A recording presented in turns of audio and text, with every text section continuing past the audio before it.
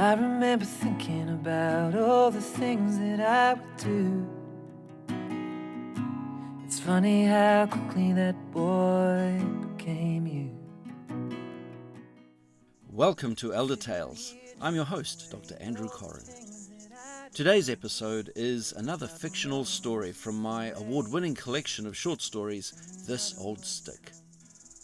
I'm recording this in the middle of another fabulous summer day in New Zealand, with a salient health warning as I briefly swap hats from podcaster and author to doctor.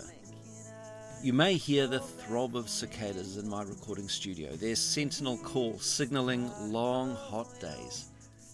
In the past week, I've enjoyed ocean swimming, river kayaking, beach walking with the dogs, and test match cricket.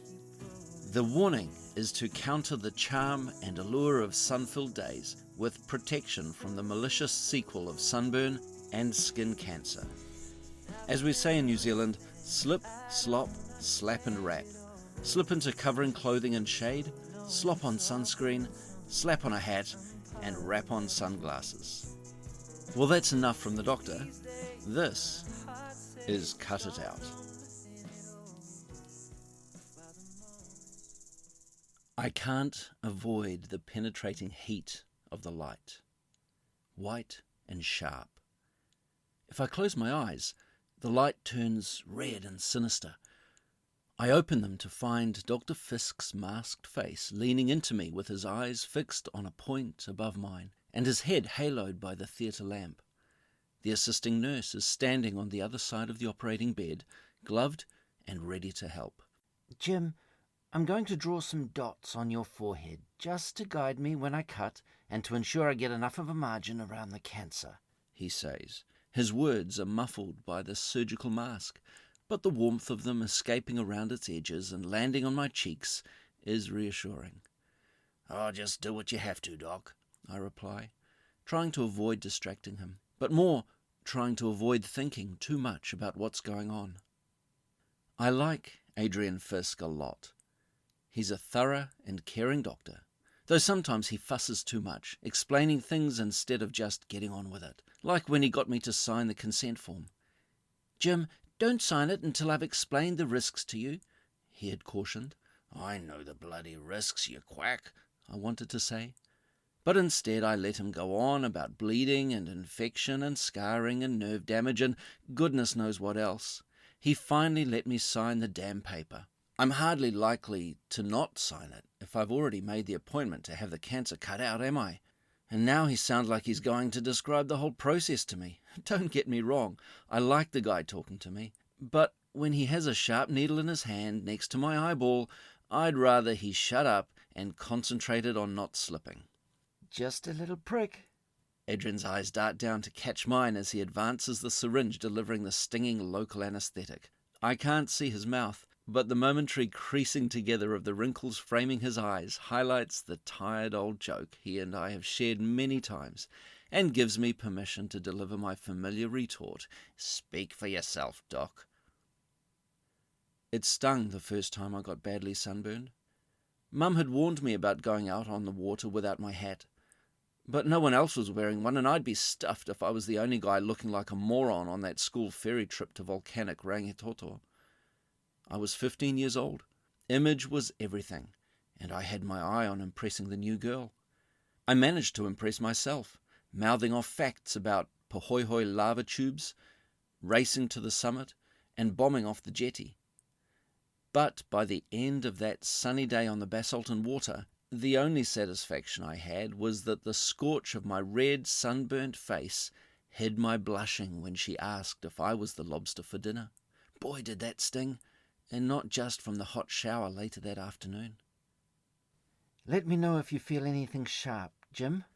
Adrian's instruction brings me back to focus on the disturbing feeling of him delicately testing the sensation of my forehead with his scalpel blade. I imagine the iodine-stained skin with its black marking dots providing no resistance to the surgical steel, and wince in anticipation. "Are you okay, Jim? Did you feel that?" Adrian inquires with concern.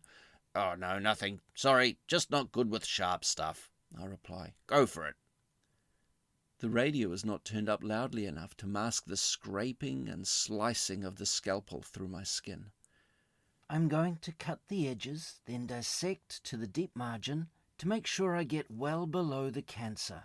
Adrian continues, in a carefully paced, even tone, to describe his process, like a commentator watching from above. I'm not sure whether he's talking to me, his nurse, or himself, but I don't want to interrupt the flow. Precise and careful. I was a cutter as well, on the bandsaw at the Te Puke mill back in the day, and I was bloody good at it. I got a job there straight out of school and moved up the ranks from inspecting the logs for stray nails and wire, to the loading conveyor belts, to the sorting table, then on to the trimmer, finally becoming a proper saw operator, the mill's youngest. Now they use lasers and computers, but in my day the skill was all about eyeballing and fast judgment of the most efficient way to extract the best wood with minimum waste from each log. I had to cut cleanly and spot the large defects to get around. Bill the foreman would aim an angry spit at my boots every time the mill had to shut down because a saw got broken from cutting through too many badly positioned knots. A bit like the badly positioned defect on my forehead. No foreman to have a go at me this time. Bill and I would be covered in sawdust, moist from the fresh tree, mixed with sweat and water from cooling the saws. Break time would be a chance for a quick smoke to calm us both down and wipe the grit from our eyes. Oops, gauze please. Adrian brings me back to the present as something runs into my eye. Sorry, Jim. These things bleed like nobody's business. It has a big feeder vessel. That's why it's growing so fast. He dabs a cotton pad in my eye and I see him reaching for a wand attached to a machine. It's out now, but we have to control the bleeding with the surgitron. Adrian's voice has become a little tense, but he looks down to me with another masked smile. The smell will remind you of barbecued pork, he says, as the wand machine starts to beep and crackle. We had a pig on a spit for our golden anniversary, Bev and me. Everyone we had collected over our 50 years together was there, full of stories, grudges, and booze. It had started to get messy when Bill heard his wife Lorraine telling the story of her calling me a lobster again. He suspected she held a flame for me from when we were kids. Bill tended to behave like he was still the foreman, even though we'd both retired years ago. I was standing in front of the spit, watching the heat finish off the crackling, when Lorraine brushed up against me with her cheeky smile and spilt some of her wine. She still manages to make me blush, and that time it was the flickering of the barbecue that hid my shame.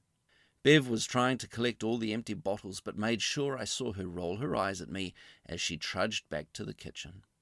Bill pushed his way through the smoke and Lorraine's audience by waving his beer, looking at me, but growling at his wife. "No one wants to hear that stupid, tired old story, Lorraine. Go and make yourself useful in the kitchen. Give it a rest, Bill. You're not the boss here now." The words fell out of my mouth before I had a chance to think. Bill used the neck of his beer bottle to point at my face across the spit, threatening without words, just as Bev, bless her, shouted from the deck for me to get the carving knife and start serving. The beeping stops. Adrian reaches over to the trolley and returns with different instruments and a needle. "Time to make you handsome again, Jim," he says, hands getting busy above my sightline. They work well together, Adrian and his nurse, one sewing, the other cutting the thread, relaxed now that, as Adrian says, "We're on the home straight." 57 years of marriage has had its fair share of defects in cutting, bleeding and repair. But Bev and me work well enough too, unless Bill and Lorraine are around, and then the scars of bad choices put some painful distance between us for a while. The nurse applies the dressing and gives me instructions about keeping it dry and when to change it. Stitches to come out, results in a week. I barely listen. I've heard it all many times before, and my patched up, less than handsome skin bears the evidence. Bev looks up from her magazine as I walk out of the operating theatre. "All right?" She strains a worried smile.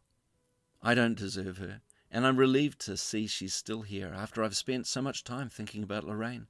Of course, Bev can't know that, But her suspicion about Lorraine and me is always just below the surface of things. That's the reason I get my skin checked regularly. Adrian thinks it's because I finally want to take good care of my skin. Actually, all that sunburn has been my best investment. The affection I get from Bev lasts until the stitches come out. Then I eagerly await the next defect and its painful cycle of care and attention. This part of growing